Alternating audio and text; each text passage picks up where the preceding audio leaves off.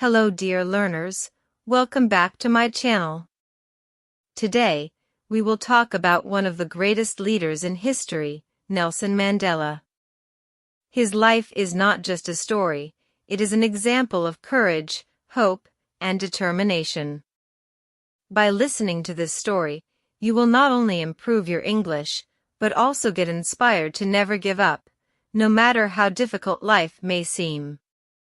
Nelson Mandela was born on July 18, 1918, in the village of Mvezo, located in the Eastern Cape Province of South Africa. His birth name was Nelson Mandela, which means pulling the branch of a tree in Xhosa.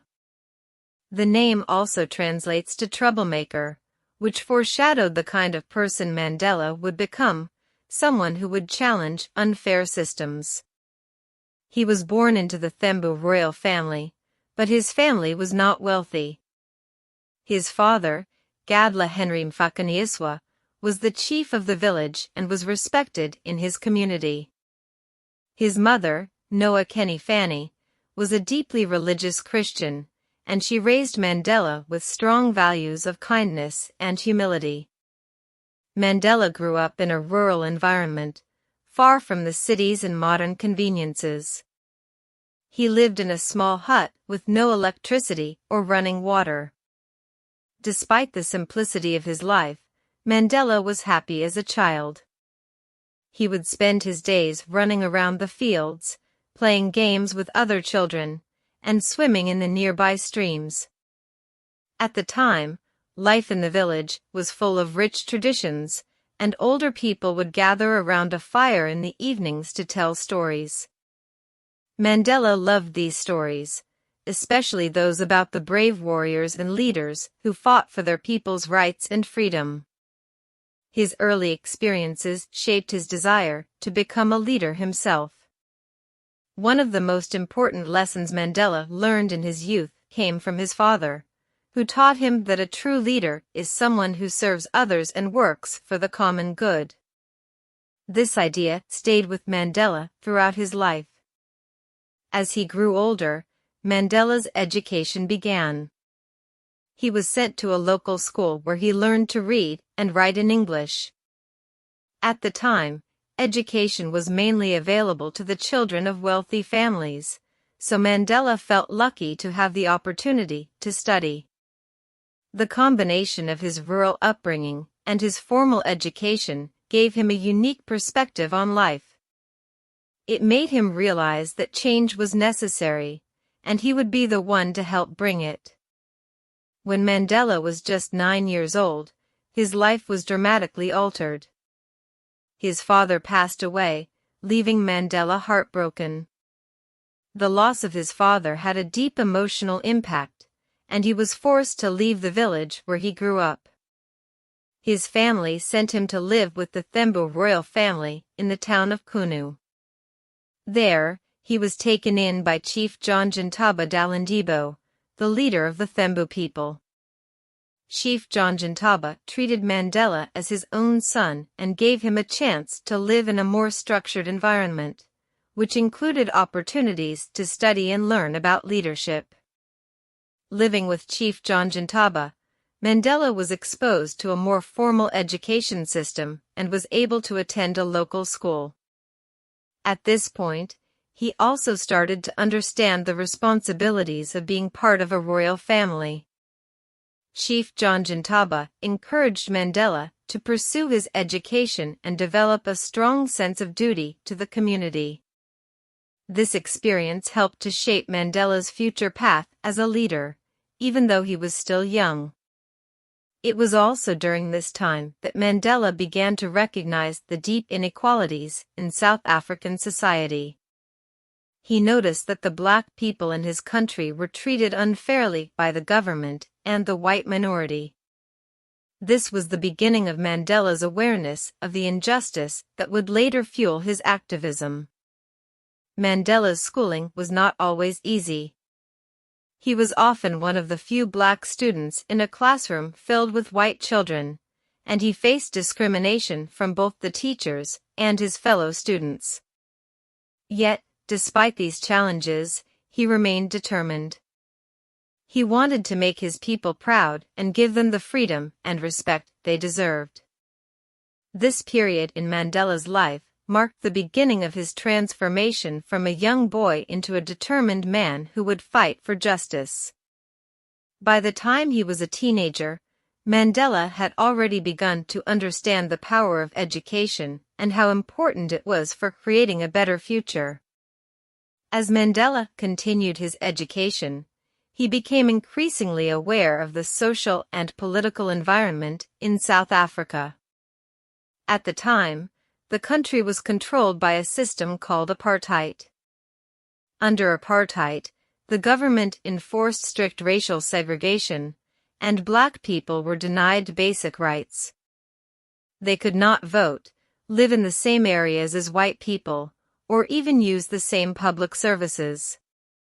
Black South Africans were forced to live in designated areas called townships and were given inferior education and healthcare compared to white South Africans.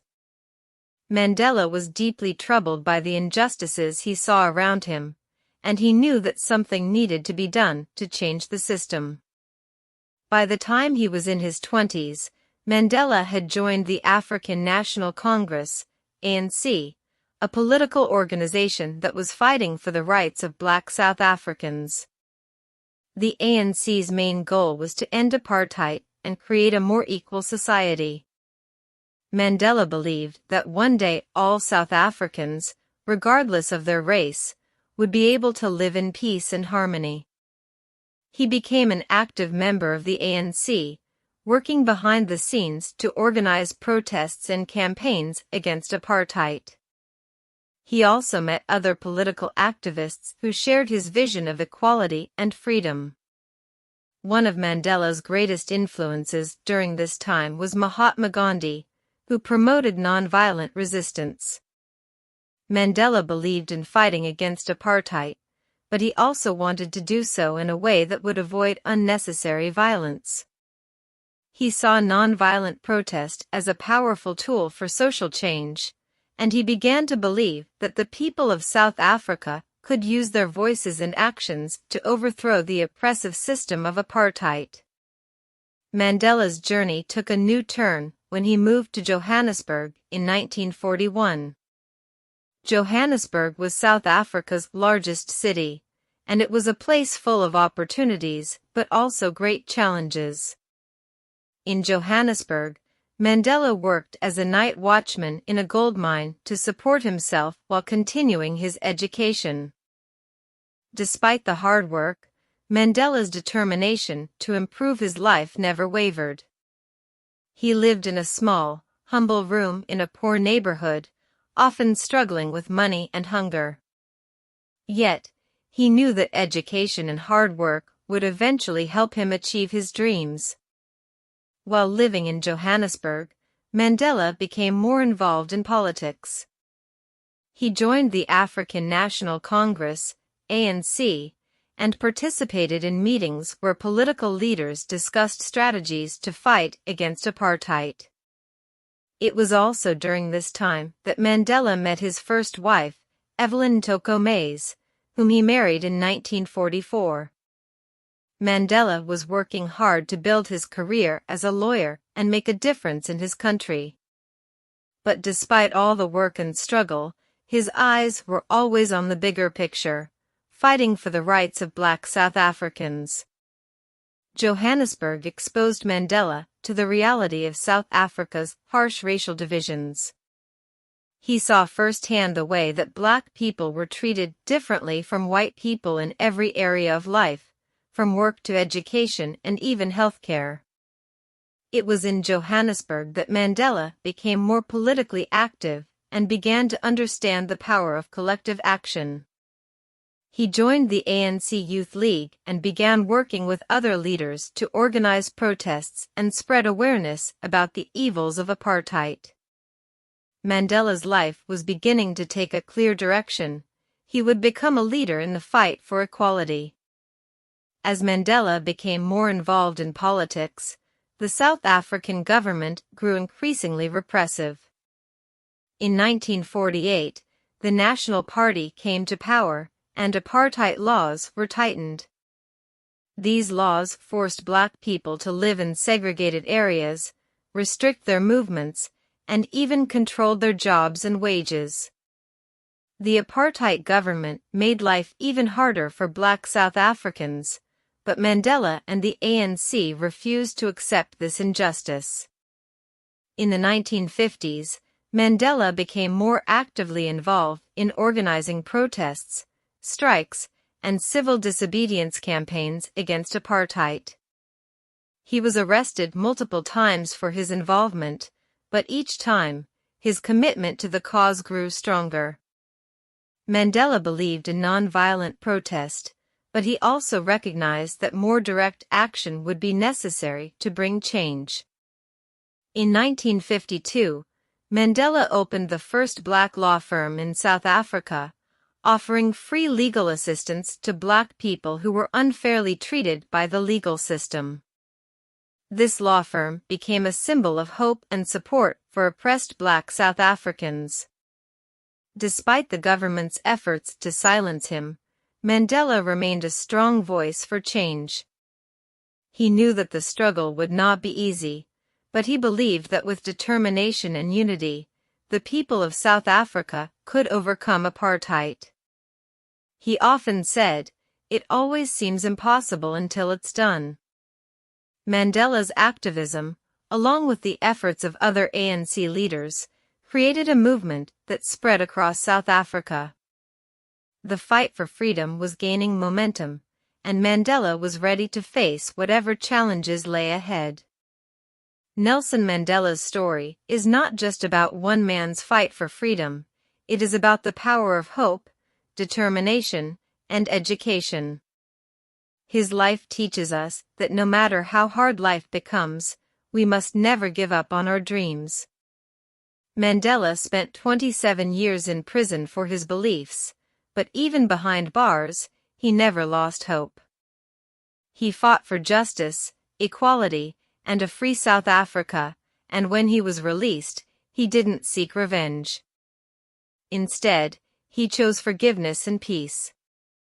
In 1994, Mandela became the first black president of South Africa, and his leadership helped unite the country. His message of forgiveness and reconciliation is a lesson for the whole world. Nelson Mandela's life shows that one person can make a difference. He believed in the power of education, the strength of unity, and the importance of never giving up. His legacy continues to inspire millions around the world, reminding us that with courage and determination, we can change the world. Thank you for joining me on this incredible journey through the life of Nelson Mandela. We hope this story has not only helped you learn English, but also inspired you to never give up, no matter the challenges you face. Don't forget to like, comment, and subscribe to our channel for more stories that will help you learn English and inspire you to dream big. See you next time.